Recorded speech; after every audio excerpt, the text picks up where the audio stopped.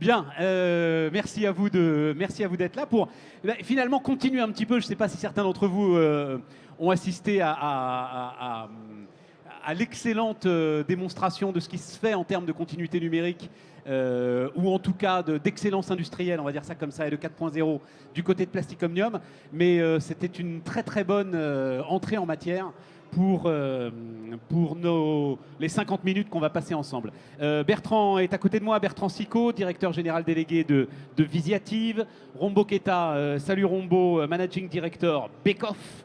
Je suis passé d'ailleurs à travers le stand Bekoff tout à l'heure, c'est très impressionnant, c'est magnifique. Jean-Rémy Fromentin, là aussi, magnifique stand, bravo à vous. Directeur vente marketing des solutions IFM pour l'industrie 4.0. Et puis Nicolas Story qui est cofondateur d'Astré Software, logiciel de gestion de production, bel et bien des MES. Mais attends, Nicolas, il y a deux choses avant de rentrer dans le dur. J'ai eu la chance d'animer déjà 2 tables rondes ici aujourd'hui. Première chose, c'est vraiment l'émergence des startups industrielles. Et est-ce que tu constates ça toi aussi? C'est le point sur lequel pas mal d'industriels insistent aujourd'hui, sur le fait que la France est back on tracks, on va dire comme ça, en ce qui concerne son excellence industrielle. Ah oui, effectivement, il y a beaucoup d'innovations qui viennent de ces startups. Nous, on n'est plus considéré comme une startup, malheureusement, ou heureusement, je ne sais pas. Pourquoi? Mais Parce que tu as plus de 10 ans d'existence aujourd'hui? on a plus de 10 ans, on est presque 100 personnes. Ouais, voilà. ouais. On n'a pas de financement extérieur. Donc voilà, on fait de la belle croissance, mais interne. Et on est nous-mêmes rentrés au capital récemment d'une belle startup aussi industrielle. Donc c'est effectivement, si on veut aller chercher un peu d'innovation, qu'on veut aller chercher des choses agiles, on a un tissu de start-up en France et en région qui est extraordinaire. Alors, ce que nous disait Plastic Omnium il y a quelques minutes à peine, et on peut peut-être démarrer avec ça. Donc, point clé pour la réussite de la continuité numérique, hein. C'est la première question que je voulais vous poser. Et on comprend bien, et il a passé une demi-heure à expliquer la difficulté à obtenir cette data unique. Ou, comme tu le disais, Bertrand, c'est la data en laquelle tout le monde a confiance, les 40 usines de Plastic Omnium à travers le monde. Tu peux un peu nous en dire un peu plus là-dessus? Oui, c'est-à-dire qu'on parle de transformation numérique, mais on se rend bien compte que le marché de Visiative, c'est d'abord et avant tout la PME et la TMI industrielle. Ouais, comme Astré d'ailleurs, hein, c'est ça qui est intéressant. Hein. Voilà, et peut-être pas les grands groupes comme Plastic Omnium qui ont aussi des moyens qui sont très différents de la PME et de l'ETI industrielle. Mais il n'en reste pas moins que la transformation digitale amène quelque chose, c'est qu'on génère beaucoup de data. Ouais. De la data client, la data produit, la data fournisseur, etc., etc. Que la plupart du temps, on constate que toutes ces applications sont silotées et que, in fine, quand on cherche à faire des analyses, on n'est jamais sûr qu'on regarde la bonne data, celle qui vient du bon moment, celle qui est à jour, etc.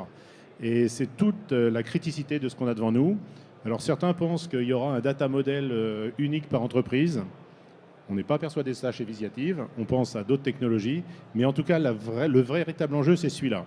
C'est-à-dire que devant le monceau de données qu'on crée avec la digitalisation des processus dans l'entreprise et les applications qui sont, encore une fois, malheureusement toujours trop silotées, la clé, c'est celle. Le problème principal à résoudre, c'est celui-là. Et il y a des solutions. Ouais.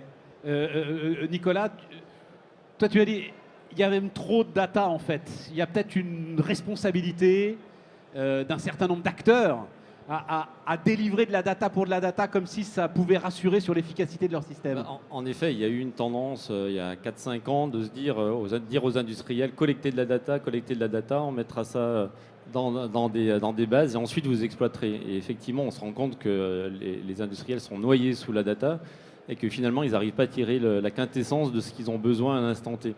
Et effectivement, je rejoins complètement ce qu'a dit Visiative. On est vraiment sur cette particularité. Il y a beaucoup de data, mais il faut capter la juste donnée qui est nécessaire pour l'applicatif et la solution, en tout cas ce qu'on va en faire sur le terrain. Donc que ce soit le terrain de la production, le terrain du management ou autre. Mais la solution n'est pas de dire je capte de la data et je verrai ce que j'en fais. C'est pourquoi je vais la capter. Oui, absolument. Rombo. Alors, bien entendu, aujourd'hui ou depuis pas mal d'années, les industriels se sont mis à collecter énormément de données avant de se poser la question de savoir qu'est-ce qu'ils cherchaient concrètement à faire et la vraie valeur à créer. Exactement. À partir du moment où on a réfléchi sur la valeur qu'on veut créer, on sait déterminer quelles sont les datas qui pourraient être pertinentes. Voilà. Et une fois qu'on a collecté ces datas, ensuite, oui, il va y avoir ce gros travail d'analyse, les outils qui existent ou qui existeront, qui viendront, qui permettront, oui, de générer de la valeur, de traiter ces datas. Ouais, tout à fait. Jean-Rémy? Alors, je pense que nous, on a contribué à travers la fourniture de data qui provient des capteurs à ouvrir en fait le monde de la data Ouais. à tous les systèmes supérieurs, de niveau supérieur, notamment grâce à la technologie IO-Link qui permet en fait de récupérer beaucoup de données des capteurs. Mais on pense que le modèle en fait d'avenir, c'est pas le big data, c'est le smart data à travers ce qu'on appelle le edge computing. C'est-à-dire que la donnée doit être utilisée, consommée, calculée au plus près de la machine. Donc la philosophie du edge computing, c'est ça, c'est de récupérer les données qui sont sur la machine et de la pré-mâcher, de la prédigérer, de mettre de l'intelligence artificielle dans tout ça pour pouvoir ensuite remonter la donnée dans des systèmes de niveau supérieur qui soient déjà pré-traités. Et donc ça veut dire qu'elle est à ce moment-là traitée directement par l'opérateur de production? Non, ce n'est pas l'opérateur Non. de production. Non, ce sont des algorithmes qui tournent dans des edge computers, dans des edge gateways, qui sont des algorithmes qui sont souvent spécifiques, dédiés à ce qu'on attend de l'information qu'on veut récupérer sur la machine. Mais même question par rapport à ce que disait Nicolas. Est-ce qu'il n'y a pas eu, c'était l'ancien patron de France Télécom qui parlait d'hexadéluge, c'est-à-dire on a un peu noyé les industriels sous la masse de data, Jean-Rémy?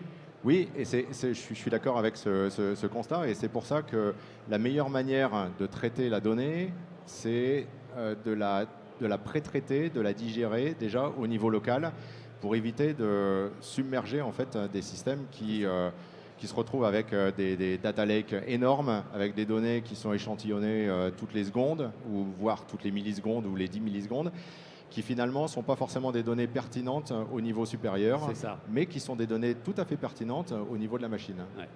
Alors, continuité numérique, vu de Beckhoff, vu d'IFM, on en est où aujourd'hui? Alors vas-y Rombaud, on en est où aujourd'hui? Alors déjà, il faut comprendre ce que fait Beckhoff. Beckhoff propose des solutions d'automatisation et donc dans toute la couche de la digitalisation, je dirais que Beckhoff se trouve dans la partie basse. Ouais. On sait fournir des composants, des solutions qui permettent de collecter des données. Et on sait fournir des solutions qui permettent d'analyser les données en local également. Il parlait de solutions edge computing. On fait du edge computing. Et où on est Beckhoff? On est là-dedans depuis... Où en est la continuité numérique? Parce que le sujet est plus large. Hein, okay. Alors, où est Beckhoff dans la continuité numérique? Je dirais que Beckhoff y est depuis toujours. Dans ce sens que Beckhoff s'est spécialisé dans les solutions d'automatisation sur base PC. Et donc, dans un PC, vous mettez la solution automate, vous mettez les solutions base de données, vous mettez les solutions numériques. Rombaud, alors je vais préciser ma question, parce que le but de cette table ronde est moins de parler de ce que vous faites que de parler de vos clients et de parler de l'état de l'industrie aujourd'hui. Et donc, c'est vrai que depuis des années, on vend une sorte d'idéal de continuité numérique dont on a l'impression qu'il a du mal à se mettre en place. Jean-Rémy, tu veux... Oui, je peux donner un témoignage par rapport à ça, puisque à côté du stand IFM, il y a le collectif Continuité numérique, donc qui est exactement dans la philosophie de prouver qu'aujourd'hui, on a les technologies disponibles pour pouvoir rendre les différentes briques technologiques interopérables. Donc c'est la preuve, à travers la machine ATS notamment, c'est la preuve que différents fournisseurs savent en fait faire communiquer leurs solutions. Il y a un deuxième exemple que je peux donner. IFM fait partie d'un collectif qu'on appelle Open Alliance for Industry 4.0, dont le but en fait est de donner des implementation guidelines, donc des guides de mise en place des différentes technologies, que ce soit au niveau du cloud, au niveau de la partie edge computing, comme de la partie basse, la partie capteur-actionneur, de manière à ce que les systèmes soient réellement interopérables. Aujourd'hui, on s'appuie sur des standards de fait, type OPC-UA, MQTT, donc il y a plein de standards en fait qui existent sur le marché. Mais la difficulté dans la mise en œuvre d'une solution, c'est pas tellement d'utiliser des standards, c'est l'intégration, le développement pour pouvoir utiliser ces standards. Et l'idée, c'est d'avoir des guides qui permettent tous ensemble, de pouvoir travailler sur des référentiels communs, des sémantiques par exemple, et donc de pouvoir faciliter la continuité à travers toute la chaîne. Bertrand? Oui, alors je lisais, en écoutant les réponses, je lisais le titre de cette table ronde, Continuité numérique de la conception à la livraison. Alors quand on dit ça, déjà il faut regarder la taille des entreprises, parce que tout le monde n'a pas les mêmes problématiques. Et le deuxième point, c'est qu'il y a des sujets qui ont quand même bien avancé. Quand on parle de la continuité numérique, on parle de la conception, de la fabrication, puis après de la vente et puis de la maintenance. On est quand même sur des sujets où aujourd'hui, le modèle 3D, que ce soit la pièce ou l'assemblage que vous avez conçu au bureau d'études, comme vous l'avez fabriqué, comme vous l'avez vendu et comme vous l'avez maintenu, cette continuité, elle existe. C'est peut-être le sujet qui a le plus avancé depuis une vingtaine d'années, c'est la continuité numérique autour du produit. Il y a plein d'autres sujets qui ne sont pas encore matures, mais celui-là, il fonctionne. Et il a été complété. Alors, si on veut aller jusqu'à la fabrication, aujourd'hui, il y a quand même une technologie qui est rentrée sur le marché, qui est l'impression 3D. Quelle que soit la technologie utilisée, on en est au point où, à partir d'une station CAO, quelle qu'elle soit, alors, Visiative, on intègre du Dassault Systèmes, donc on va parler de SolidWorks et de CATIA. On pousse le bouton impression 3D et on imprime directement la pièce sur la station. Ça, c'est quand même une sorte de continuité numérique. Oui. Alors évidemment, si on fait du découpage laser, du fraisage, du tournage ou de l'électro-wireframe, c'est différent. Mais il y a quand même, sur certains sujets, l'industrie a quand même bien progressé. Est-ce que c'est fini? Non. Est-ce qu'il y a encore des progrès? Oui. Mais il y a quand même, sur tout le cycle de développement produit, des progrès très significatifs qui ont été faits. Et c'est intéressant à noter. Après, la notion d'IoT est venue compliquer tout ça, puisqu'on a commencé à se dire on va aller mettre des palpeurs sur les machines qu'on a vendues à nos clients pour remontrer de la donnée, essayer de faire de la maintenance prédictive, de la maintenance... Waouh! Sauf que là, la première chose, et vous l'avez dit, on reçoit des tonnes et des tonnes de données. Alors, quand on échantillonne à 1 seconde, ça va, millisecondes, ça va moins bien. On a des tonnes de données, et après, qu'est-ce qu'on en fait? Et c'est peut-être le sujet sur lequel, je pense, pour les 5 prochaines années, les professionnels qui sont sur le sujet vont devoir s'attaquer. Parce qu'il faut le simplifier, il ne faut plus que ça reste un sujet d'expert. Tout le monde est noyé dans le data lake. Voilà, exactement. Tout le monde est noyé dans le data lake. Absolument. Et c'est le sujet, je pense, que collectivement, on doit tous s'attaquer à traiter aussi bien que finalement on l'a traité dans le monde de l'impression 3D. Ouais. Parce que dans le monde de l'impression 3D, aujourd'hui, on est vraiment dans le pouce-bouton. Hein. Et donc, voilà. Nicolas, même question. Et puis toi, en plus, comme tu as des clients de plus petite taille, où est-ce qu'on en est aujourd'hui? Tout le monde, en gros, dès que tu abordes ce sujet de la continuité numérique, tu tombes sur les cuisines Schmitt. Voilà, et c'est le modèle cuisine Schmitt où il semble que le vendeur, devant le couple qui veut équiper sa cuisine, lance quasiment la conception, la fabrication jusqu'à la livraison. OK. Visiblement, il n'y a pas des milliers quand même des exemples comme ça. Comment est-ce que tu vois les choses? Exactement. Dans les TPE ou les PME, on est quand même loin de tout ça. Donc il y a un côté quand même très terre-à-terre. Ils sont équipés de systèmes ERP, ils sont équipés de systèmes de CAO pour certains selon les typologies d'industrie. Et donc effectivement, il y a des choses, des éléments de continuité, d'interfaçage entre les systèmes qui se mettent en place. Aujourd'hui, je pense qu'un gros travail que doivent faire les fournisseurs dans ce sujet, c'est de rendre accessible cette continuité numérique à tous. Parce qu'il ne faut pas oublier qu'on a un tissu industriel qui est très riche de PME en France et de TPE et qu'il leur faut des solutions qui soient simples et nous, on parle beaucoup de démocratisation, d'accès en fait, au digital pour les TPE, mais c'est vraiment ça, c'est mettre de l'innovation technologique au service de l'accès à cette techno par les plus petits. Et c'est vraiment là-dessus que nous, on se bat. Alors, on se bat depuis toujours parce que le logiciel MES, donc on est éditeur de logiciel MES, mais c'est le cœur, en fait, on va dire, du transit de la data au sein d'un atelier de fabrication. Donc, on ne va pas couvrir tout le domaine de la conception et de la livraison, bien sûr. Mais dans l'usine, dans l'atelier, l'idée, c'est je prends une data à droite, je la transfère à gauche, etc., mais de manière la plus simple possible. Et effectivement, on parlait tout à l'heure de maintenance ou de toute autre information qu'on va capter sur les machines. En 10 ans, nous, on a équipé un peu plus de 250 ou 260 usines. Dans 99% des cas, on récupère 1 à 2 informations par machine. Et avec ça, on fait de la mesure de performance, on fait de la mesure de temps d'état, de quantité produite, de prévision sur la maintenance. Donc c'est pas beaucoup d'informations et souvent c'est un contact sec qu'on va chercher sur la machine. Enfin, sans être très techno, mais c'est très peu d'informations. Alors effectivement, on n'a pas des systèmes très complexes avec de l'IA qui vont analyser ça en temps réel. Mais ce n'est pas tout à fait le besoin que cherchent nos PME. Ça s'adresse à des sociétés beaucoup plus structurées qui sont nécessaires. Hein. Enfin, c'est des systèmes qui sont nécessaires pour d'autres. Mais comme tu le disais tout à l'heure, ça dépend à qui on s'adresse et à quel niveau d'industrie en fait, on va adresser avec les solutions. Tout à fait. Bertrand? Ta remarque est intéressante parce que quand on parle des cuisines Schmidt, en fait, c'est des produits configurables.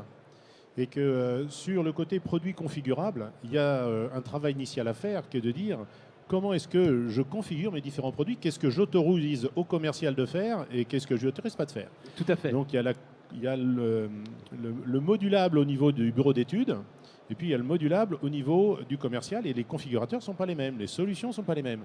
Si vous ne faites pas ce travail-là, le pouce-bouton que tu as décrit, Stéphane, il est impossible. Ouais. Donc il y a tout ce travail de réflexion à faire en amont, mais la question aujourd'hui, elle est très simple. Il y a des produits configurables et d'autres qui ne le sont pas. Ceux qui ne le sont pas, la continuité numérique, de bout en bout à la Schmitt, elle va être beaucoup, beaucoup plus difficile. Jean-Rémy, vas-y. Oui, je voulais refaire un commentaire par rapport à l'IoT qui a amené plus de complexité, plus de données et des gros data lakes. Je pense que tout l'enjeu, et je partage tout à fait votre point de vue, tout l'enjeu, c'est d'arriver à rendre en fait, l'utilisation de la donnée simple et efficace. Je peux donner juste un exemple assez simple. Hein. C'est un domaine dans lequel on est bien positionné sur le marché, c'est la partie analyse vibratoire. C'est un exemple typique en fait hein, quand on surveille une machine de la production de données. Voilà, c'est une production de données de masse. Et en fait, c'est de la donnée qui jusqu'à maintenant est utilisée surtout par des experts. Ils sont les seuls en fait à pouvoir interpréter la donnée et savoir ensuite quelles actions mener sur la machine en termes de maintenance. Et tout l'enjeu, c'est de digérer cette donnée, de pouvoir la processer de manière à ce que ça soit ensuite utilisable par des non-experts, parce qu'on a de moins en moins d'experts, bien sûr, dans les usines, en tout cas sur cette partie-là, de pouvoir utiliser l'intelligence artificielle de manière à pouvoir donner des recommandations d'opérations à partir de toute cette source de données. Sinon, c'est vrai qu'on ne s'en sort pas. Il y a trop de données et on est capable de produire des millions de téraoctets à la seconde sur une usine, une chaîne de fabrication. Donc il y a des moyens aujourd'hui qui existent, des technologies qui existent hein, pour rendre cette donnée simple et intelligible pour des opérateurs par rapport à des métiers spécifiques ou des objectifs spécifiques. Et je pense que c'est vraiment la clé parce qu'en fait, le principe, c'est chaque fois se poser la question, c'est pour qui et qu'est-ce qu'on va en faire?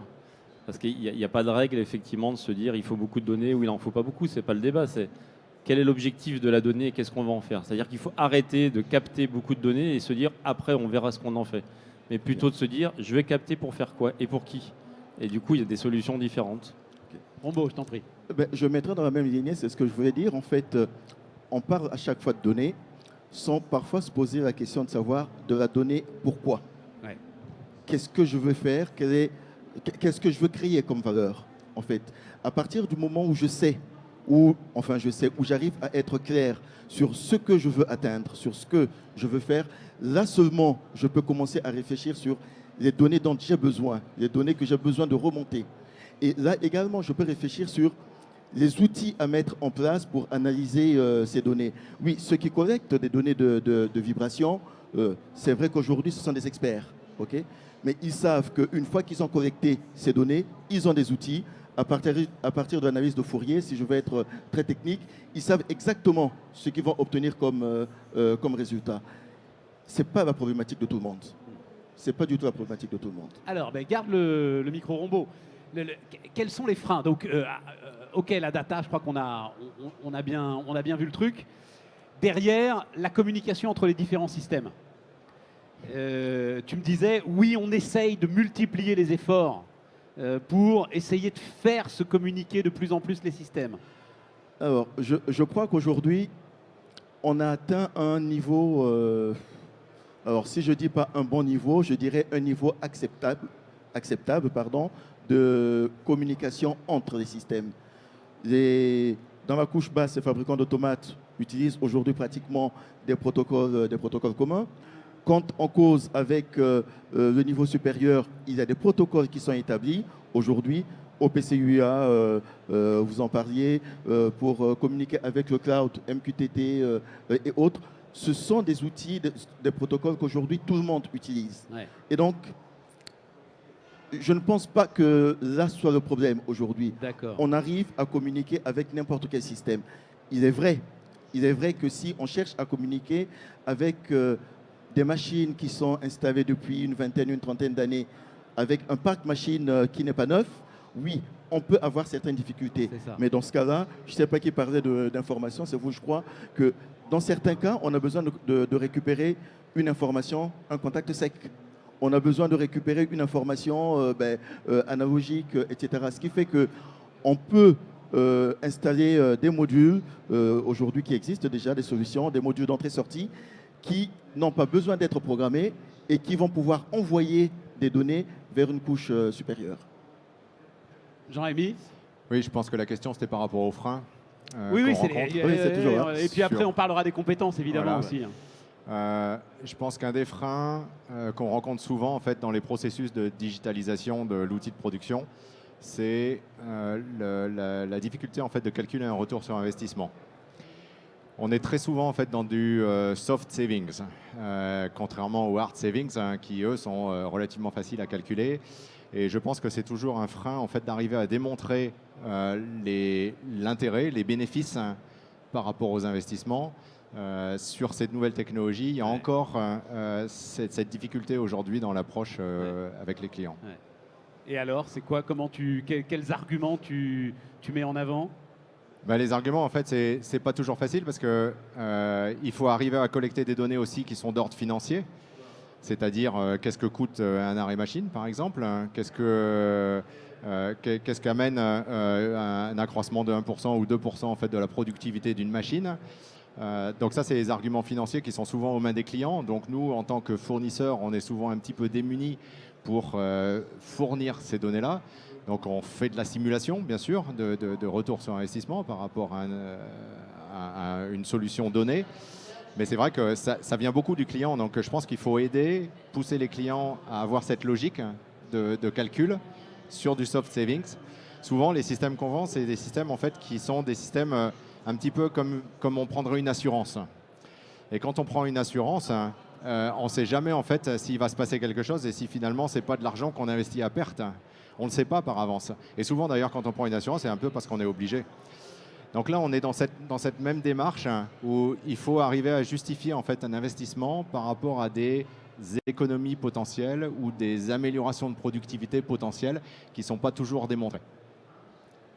Bertrand? Oui, tout ça, c'est important. Ouais, très intéressant. Je crois qu'il y a aussi une intégration de deux.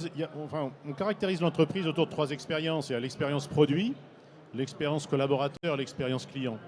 Et l'intégration de l'expérience client et de l'expérience produit est clé parce que l'interaction client, elle doit être documentée. Aujourd'hui, on voit bien les entreprises françaises, elles savent tout sur le produit. Elles savent tout sur le produit jusqu'à un certain temps. Et après, le produit, on en a perdu sa trace. On ne sait plus dans quel état il est. De l'autre côté, l'expérience client et ce qu'on sait du client, c'est encore un autre système. Aujourd'hui, je pense qu'une des clés, c'est de relier ces deux activités-là, l'expérience produit et l'expérience client, et de pouvoir avoir une vue 360 de tout ça. Les entreprises qu'on rencontre et qui sont les plus avancées, elles ont fait ce pas-là. Et elles sont arrivées à intégrer complètement la data, qu'elle soit produit ou qu'elle soit client. Donc ça veut dire quoi pour parler c'est-à-dire concrètement, intégrer Salesforce à l'ensemble des systèmes de Alors, production? Tout le monde parle Salesforce, mais il n'y a pas que Salesforce. Oui, bon, d'accord, hein. enfin, c'est pour que chacun comprenne. Il y a des choses Voilà. très bien en France.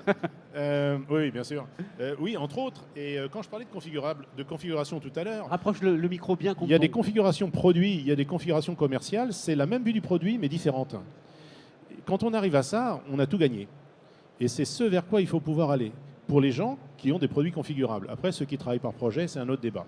Et le dernier point, on parlait de frein. Je crois qu'il y a un sujet qu'il faut quand même mettre sur la table quand on parle de numérisation, c'est la cybersécurité. Attends, on va y aller. Hein, On va y venir. On a encore 25 D'accord. minutes, donc oui, Parce on va que y aller ça, fort. c'est un point qu'il ne faut Moi pas déjà, négliger. c'est parce que Et je voudrais terminer. Je voudrais t'en terminer prie. parce qu'en écoutant, vous vous souvenez, il y a quelques années, Les Américains avaient fait le choix de dire j'écoute tout, c'était la NSA. Ouais, Ils ont pris des gigaflops de données partout et ils ne Ouais. savaient plus comment chercher dedans. ouais. Et le vrai problème, c'est que les Occidentaux, n'ayant pas les mêmes moyens, disent mais en fait, qu'est-ce que je cherche? Et au lieu d'aller capter toutes les données et de dire je verrai bien ensuite ce que je cherche, ils partent de ce qu'ils cherchent et ils vont chercher la donnée qui leur est utile à trouver ce qu'ils cherchent. Ouais. C'est la même démarche qu'il faut qu'on applique au monde industriel. Une des difficultés que j'ai notées moi en discutant avec mes clients, c'est d'arriver à faire travailler les différents services d'une même entreprise, donc du top management en passant par la finance et en descendant jusqu'à la prod, pour déterminer, je reviens encore une fois dessus, oui, c'est quel est le vrai besoin, qu'est-ce qu'on veut vraiment faire et quelles sont les données qui vont être utilisées. J'ai rencontré des clients qui me disaient, oui, on veut entrer dans la digitalisation, on sait collecter les données, par contre, on ne sait pas quoi en faire. Et à partir du moment où une entreprise ne sait pas quoi faire des données qu'elle collecte, ben, elle ne peut pas avancer. Non mais bien sûr. Et ça posera la question qu'on va poser aussi à la fin de la question des compétences, évidemment. Nicolas, juste, je reviens un petit peu, il y a effectivement pas mal d'éléments. Alors, sur le payback, vous avez des solutions révolutionnaires, on n'est pas là pour en faire la publicité. Mais disons que, sans doute aussi, descendre le niveau d'exigence, on va dire ça comme ça, permet de mieux convaincre l'industriel. C'est pas tout à fait en descendant le niveau d'exigence, c'est en descendant le coût de mise en œuvre de la solution. Donc aujourd'hui, il y a des technologies qui nous le permettent. On a parlé de cloud, à peine de cybersécurité. On va y aller, d'IoT, on va y aller, on dire. va y aller, on va y aller. Ouais. Voilà, effectivement, nous on a mis en place, on sort au niveau du salon, une solution pure SaaS de digitalisation d'ateliers qui permet en fait de la rendre accessible en fait à tous, qui vise les TPE. Et c'est une vraie révolution parce qu'ils peuvent essayer la solution pendant 30 jours gratuitement chez eux. Donc ça montre que la techno qui a été mise en place derrière permet au travers de ce modèle SaaS qui est beaucoup répandu dans le sales, dans le RP ou même dans la conception, hein. Et on l'amène maintenant dans la digitalisation de la fabrication pour la rendre accessible à des tout petits, puisque c'est qui dit SaaS dit pas d'engagement, dit des coûts réduits à l'usage. Et donc, chaque taille d'entreprise va pouvoir accéder en fait à ça et va pouvoir l'essayer même gratuitement chez eux, comme on le fait avec n'importe quelle solution du grand public. Mais avant même qu'il y ait cette offre, la notion de payback, je dirais que nous, on écoute beaucoup les clients. Ce matin, j'ai eu la visite surprise d'un gros DG d'une grosse industrie française, que je ne citerai pas le nom, qui a utilisé notre outil historique dans une de ses filiales, qui avait donné son go, et puis il me dit, quand j'ai donné le go d'investissement, j'ai dit ok, je vous crois sur parole, mais dans un an je reviens et on regardera les chiffres. Et du coup ils ont décidé de déployer partout en Europe, mais c'est 15 à 20% de pièces produites en plus par opérateur. Ouais. Alors c'est pas le système qui l'amène, Ouais. c'est effectivement tous les efforts de digitalisation qui ont été amenés et tout ce qui a été utilisé sur la base de ces datas pour faire de l'amélioration continue, pour réorganiser correctement, qui leur ont permis d'absorber une croissance forte sans augmenter leurs effectifs. Et là, du coup, ils ne se posent plus de questions de digitaliser et de mettre du numérique de partout. Voilà. Oui, Jean-Rémy. Alors, pour rester sur la problématique des freins et des cloisonnements dans l'entreprise, parce que j'aime bien cette problématique-là. Non mais attends, j'ai juste, alors après je te relance, mais juste une toute petite question sur ce que vient de dire Nicolas.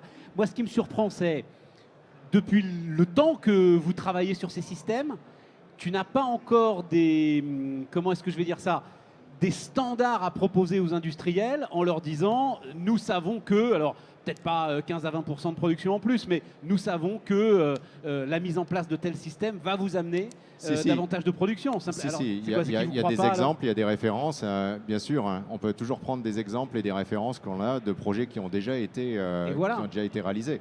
Tout à fait. Mais ça suffit pas à convaincre. Ça ne suffit pas à convaincre. Hein. Les clients, en fait, ils souhaitent avoir la preuve. Donc souvent, c'est pour ça que dans les projets, on passe par des POC. Hein. Les clients souhaitent avoir la preuve que dans leur contexte, dans leur utilisation à eux, l'économie en fait en question, elle se réalise, ou l'augmentation de productivité ou autre. Et sinon, sur quoi tu voulais interagir? Vas-y. Ouais, c'était sur en fait la différence entre les départements outils, donc la partie automatisme, et puis IT, puisque c'est souvent en fait un clivage qu'on rencontre dans l'entreprise, et c'est un petit peu la clé de l'industrie 4.0, c'est d'arriver à faire converger ces deux domaines, à faire se communiquer pas seulement les technologies, mais aussi les gens qui sont dans l'entreprise, qui sont souvent dans des départements et qui ont des visions différentes. Et là, ça passe par, je pense, nous, fournisseurs, avoir à la fois la compétence et la vision de chacun des outils et des solutions qui sont utilisés côté OT et IT, et puis pouvoir proposer des solutions aussi qui permettent de faire le bridge, le pont entre les deux. Donc je pense que ça passe par là, parce que voilà, nos clients, ils sont comme ils sont, mais il faut que nous, on fasse la démarche de ramener les deux autour de la table pour trouver des solutions. Et tu sais que ça, c'est pas propre à l'industrie. C'est le sujet de toute transformation numérique, digitale. C'est effectivement le pont entre les opérationnels et l'IT. Alors, cybersécurité, allons-y Bertrand. Qu'est-ce que tu voulais ajouter? Je vais juste déplacer le truc parce que je suis en train d'attraper la mort, pardon. Ah oui. Donc, non, là, c'est un sujet sérieux parce que dès qu'on parle continuité digitale et données, toutes ces données concrètes, la donnée contient beaucoup d'informations et est précieuse et il faut donc la protéger. Et aujourd'hui, la question, c'est pas de savoir si nos entreprises vont être attaquées. Elles vont l'être. La question, c'est de quand et est-ce qu'on peut lever les barrières pour éviter que ça soit le plus dramatique pour chacun d'entre nous? La réponse est oui, mais c'est un sujet qu'il faut prendre très sérieusement. Et aujourd'hui, c'est un niveau de compétence dans les PME et ETI industrielles qui est, de notre avis, pas encore assez pris au sérieux. Et on a rencontré malheureusement des clients à qui c'est arrivé. Et l'ordre de grandeur, c'est quand même 300 à 500 millions d'euros de damage dont on parle à chaque fois. Donc pour une PME, ça peut l'emmener au tapis. Se prendre un crypto-locker sur toutes les belles données qu'on a pu tous, avec nos systèmes récoltés dans une entreprise, ça peut être dramatique. Et c'est un sujet qui fait partie de la continuité numérique, ça fera partie des coûts de fonctionnement de l'entreprise. La bonne nouvelle, c'est que les technologies sont là pour monter les barrières. Comme je dis souvent, je crois que je te l'avais dit Stéphane, quand j'ai 20 ans, je m'étais acheté une voiture, je l'avais payée à mes yeux trop cher, mais je voulais surtout pas qu'on me la pique. Je n'avais pas plus de sous pour m'acheter une alarme. J'ai mis un autocollant sur la vitre en disant attention alarme, en me disant comme ça il ira voir celle d'à côté. C'est à peu près le même principe pour la cybersécurité. Si vous rendez les choses plus difficiles chez vous, bon, tant pis si le gars va voir à côté, mais au moins ça ne sera pas chez vous. Donc il va falloir remonter les barrières. Et donc la bonne nouvelle, c'est que les technologies sont là et que les directions générales des PME ETI, elles sont vraiment dans le besoin d'aide et d'assistance, et qu'au-delà de les aider à capturer toutes ces données, nos sociétés se doivent aussi d'amener les solutions pour les sécuriser. Je crois que c'est un message important à faire passer, parce que c'est clé pour la valeur de l'industrie française et sa propriété intellectuelle. Bien sûr, mais est-ce que tu crois que c'est un frein aujourd'hui, justement dans la tête des industriels, cette menace-là, frein à la continuité numérique et à l'investissement dans le digital? C'est un frein parce que ça a un coût. Et que dès qu'on rajoute des coûts, et c'est des coûts, c'est comme une assurance là, on la paye et on dit à chaque fois, chaque année, tant qu'on n'a pas de sinistre, on dit c'est trop cher. Juste au moment, on en a un. Donc c'est toujours et c'est ce frein-là. C'est un frein économique. Rambo, vas-y. Alors, c'est un frein parce que c'est un coût, c'est un frein également parce que c'est une inquiétude permanente. On voit d'ailleurs que dans les entreprises de production notamment, pendant des années, on a cherché à séparer le réseau d'entreprise du réseau de production en se disant, ben oui, s'il y a une attaque, bon, au moins la production ne va pas être touchée. Maintenant, il faut être conscient d'une chose, il y a des solutions qui existent aujourd'hui. Il y a des sociétés qui sont spécialisées, qui apportent de l'accompagnement, etc. Mais ce ne sont pas des solutions radicales dans ce sens où on va se dire qu'aujourd'hui, j'utilise ces outils-là, jamais je ne serai attaqué. Parce qu'évidemment, ceux qui cherchent à attaquer, ils apprennent encore, ils développent des voies et moyens pour toujours contourner. Et donc, oui, la cybersécurité, c'est un problème aujourd'hui, c'est un problème qu'on rencontrera demain, c'est un problème qu'on rencontrera encore dans les années à venir. Mais c'est clair. Maintenant, en faire un frein... Et si, parce que tu viens de décrire en fait l'une des raisons du silotage. Oui. entre eux, effectivement, pourquoi pas le bureau d'études de la production, le bureau des méthodes de la production, Ah oui, mais les sales de la production, enfin voilà. Ce que j'ai dit également, c'est que quels que soient les outils qu'on mettra, si les cyber-attaquants, je vais les appeler comme ça, veulent attaquer, s'ils visent vraiment une entreprise, oui, ils arrivent à trouver des solutions. Nicolas, Et c'est pour ça que je parlais du côté psychologique tout à fait. également. Tout à Ouais. fait. Nicolas. Alors, on dit souvent que la sécurité, c'est l'affaire de tous. On voit ça souvent dans les usines.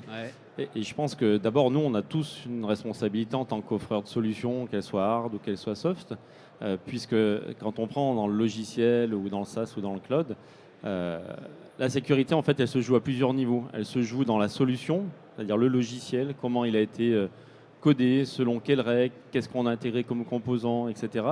Donc c'est un premier niveau de sécurité. La deuxième, c'est effectivement tout ce qui est encryptage des données, où est-ce qu'elles sont sauvegardées, où est-ce qu'elles sont hébergées, quels sont les services de sécurité qui sont mis en place.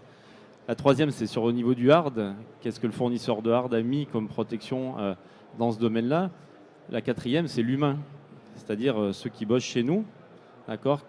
Parce qu'on sait que les failles de sécurité dans les entreprises, c'est pas l'informatique, souvent c'est l'humain qui fait la bêtise. On dit souvent que c'est entre la chaise et l'écran. Exactement, et donc là-dessus, c'est que c'est un point extrêmement important. Donc voilà, donc pour moi, il y a la techno, mais il y a aussi les fournisseurs techno qui ont une vraie responsabilité, parce que la TPE ou la PME, elle fait quand même confiance à son fournisseur de technologie en disant, s'il a sorti cette solution, c'est qu'il a tout fait pour être secure, en fait. Et donc on a une vraie responsabilité là-dedans, parce que les grands groupes, les ETI, oui, ils vont se poser des questions sur des audits de cyber, ils vont auditer leurs fournisseurs, auditer leurs solutions, faire des tests d'intrusion, mais les petits ne le feront pas parce qu'ils font confiance à leurs fournisseurs. Donc nous, on a une vraie responsabilité à embarquer tout ça dans nos solutions. Jean-Rémy, tu crois aussi que c'est un frein à cette fameuse continuité numérique Oui, qu'on cherche aujourd'hui ? je partage totalement l'avis de Nicolas là-dessus, c'est-à-dire que c'est à la fois nous, en tant qu'offreurs de solutions, d'amener notre offre, produits, logiciels, hardware, etc., au niveau de l'art. Et je crois que l'ANSSI en France a fait un travail remarquable en fait, de spécification qui a d'ailleurs été repris au niveau européen. Donc là, on est relativement en avance sur ce sujet-là en France. La deuxième chose, c'est aussi que les clients soient impliqués dans la démarche de sécurité. Ce n'est pas juste en fait amener les produits et les technologies, c'est aussi effectivement une question de process et de règles internes aux clients. Oui, tout à fait. Question des compétences. Est-ce que ça aussi, la continuité numérique, quelles nouvelles compétences ça demande au sein de l'entreprise Comment est-ce que... Alors vas-y Bertrand, Oui, comment est-ce que vous avez réfléchi à la question ?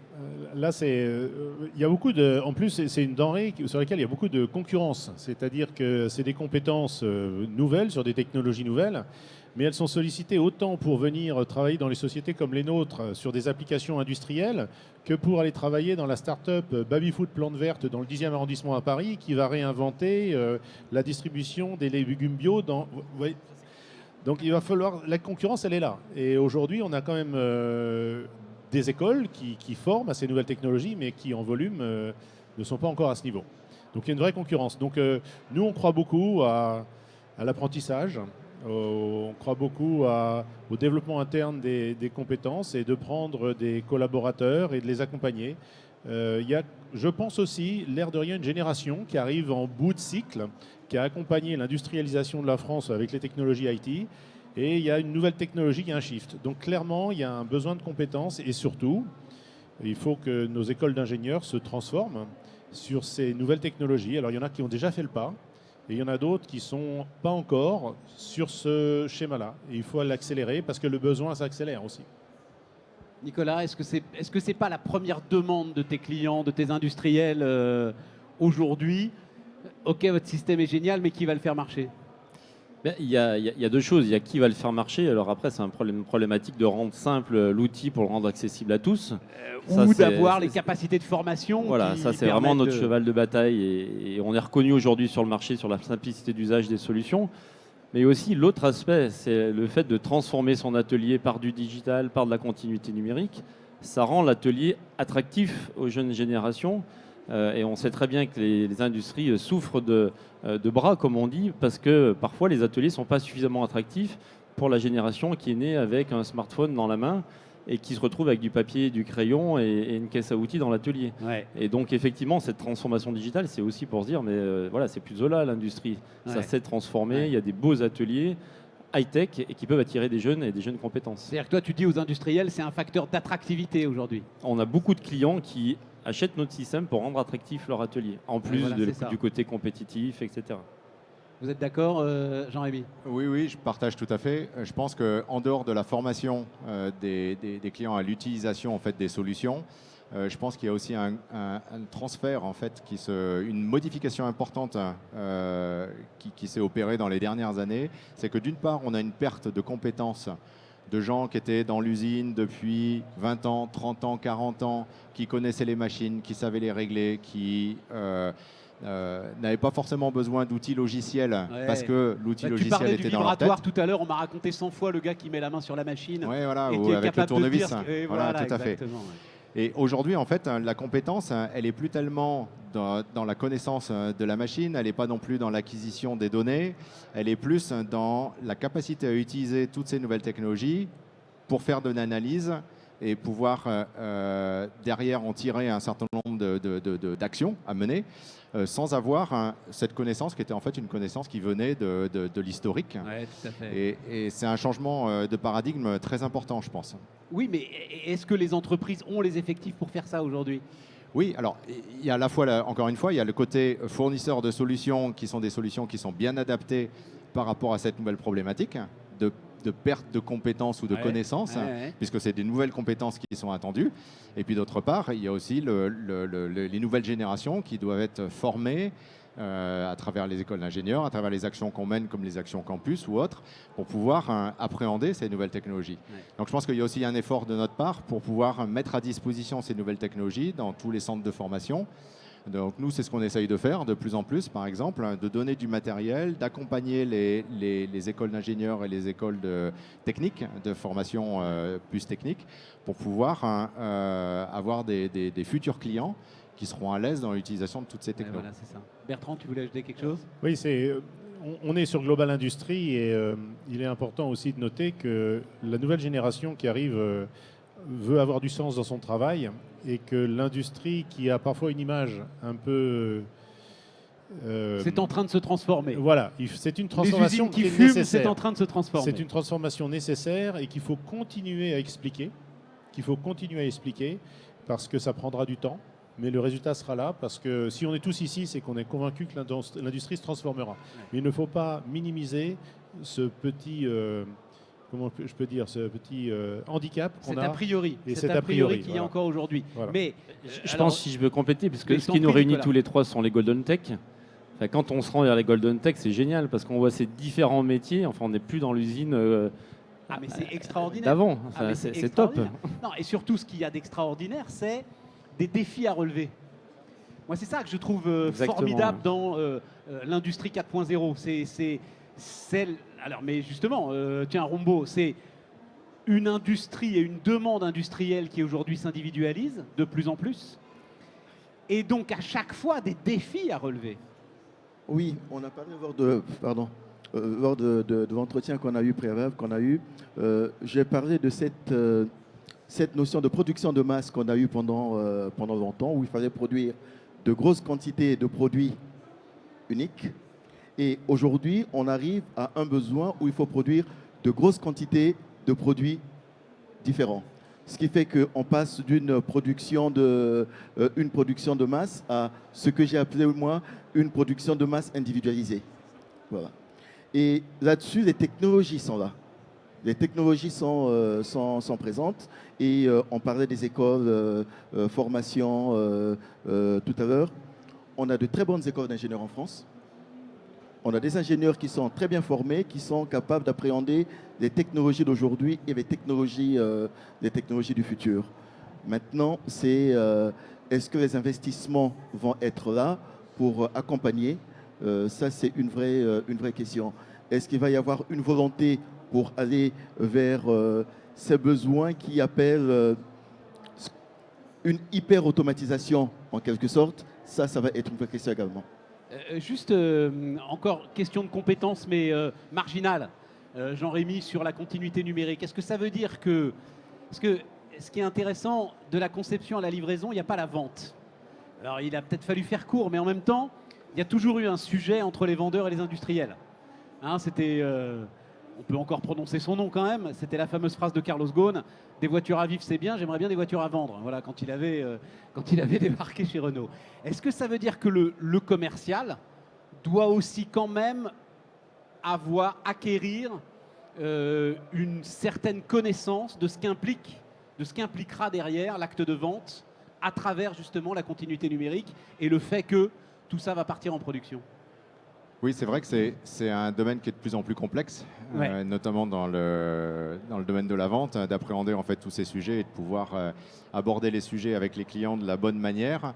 Je pense que de plus en plus, nos clients sont très bien informés et de mieux en mieux, grâce à Internet notamment, grâce à des salons comme ici. Et donc en fait, le métier change aussi. C'est-à-dire que le métier est plus seulement de vendre une solution, mais le métier c'est progressivement de devenir un peu un consultant pour amener la meilleure solution Ouais, c'est par ça. rapport à une problématique client Ouais. sur lequel le client a déjà réfléchi, sur lequel il a déjà des idées Ouais, et sur lequel il faut un peu le challenger ouais. par rapport à tout ce qu'il a pu déjà lire ou entendre à droite et à gauche. Donc la compétence, elle est surtout là-dessus, de Ouais. plus en plus. Vous faites du sur-mesure pour justement délivrer le sur-mesure que décrivait Rombaud il y a quelques instants. Voilà, pour amener la bonne solution par rapport à une problématique donnée. Dans nos dernières minutes, il y a tu l'as dit Rombaud, l'investissement. Nicolas, est-ce que donc il y a quand même une série de plans là qui se sont succédés sur ces dernières semaines, on pourrait presque dire ces dernières années. Est-ce que tu constates un appétit des industriels pour saisir cette occasion pour se digitaliser, avancer dans la continuité numérique? Si je répondais non, je mentirais. Oui, effectivement, les plans dont bénéficient les industriels depuis un an sont quand même énormes. Il y a des gros investissements qui sont faits au travers de ces plans et ça booste effectivement énormément l'activité. Hier, il y avait une table ronde sur l'économie, la transformation de l'économie. Je crois qu'ils ont annoncé qu'il y avait un huitième des TPE ou des PME qui avaient bénéficié de ces plans l'année dernière. Donc c'est énorme. Donc il y a une vraie transformation de l'industrie française. Oui, il faut que ce soit bien utilisé, il faut que ce soit utilisé sur cette continuité Exactement. numérique justement. Et c'est vraiment fléché, enfin en tout cas je pense qu'on le constate tous, mais Ouais. c'est fléché sur ce type de solution et c'est plutôt une très bonne chose en effet. Oui. Bertrand?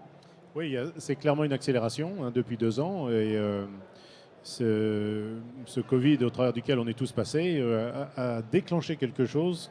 Ça a révélé les besoins d'une manière encore plus critique. Ça a accéléré la prise de conscience des industriels.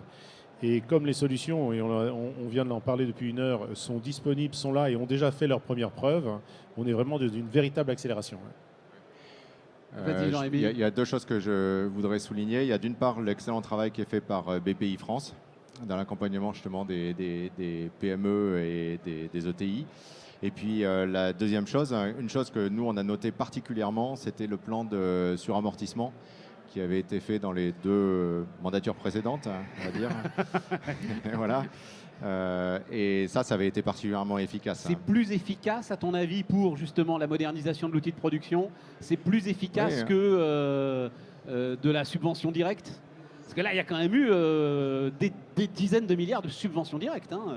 Oui, mais je pense que la mesure de suramortissement était particulièrement bien adaptée. En tout cas, Ouais. nous, on avait vu un effet Très ciblé clair. en plus. Voilà. Ouais, elle a l'avantage d'être très ciblée. Rombaud, tu me disais, et en forme de conclusion, tu craignais que la continuité numérique ne souffre de la même image que la robotique en son temps. C'est-à-dire qu'il y avait quand même une réticence de la part, et je te demanderai aussi Nicolas, de la part des industriels en disant « Ah oui, mais ça mes gars ne sauront pas faire et donc moi je ne peux pas me passer d'eux. » quoi. Oui, je confirme ce que j'ai dit. À un moment donné, on a eu peur de la robotique. On voyait bien les solutions que ça apportait. On voyait bien que oui, c'était une solution au niveau des entreprises, au niveau de la production. On s'est posé la question de savoir, oui, mais trop robotisé, est-ce que ça ne détruirait pas de l'emploi? La numérisation, il y a des a priori également du même genre. C'est trop numérisé, mais quelles sont les conséquences derrière? Est-ce qu'il y a des conséquences qu'on ne maîtrise pas? Est-ce que, ou si je reformulais autrement, est-ce qu'on a vraiment tout maîtrisé? Est-ce qu'on est sûr de ce qu'on veut faire, qu'il n'y aura pas de conséquences négatives, quoi. Voilà. Nicolas, tu ressens ça? Il y a souvent un a priori, en tout cas dans nos systèmes, vu qu'on capte de l'information sur le terrain, auprès des opérateurs, auprès des machines, on est souvent vu avant d'arriver comme un outil de flicage, on va nous surveiller, qu'est-ce que vous allez en faire, etc.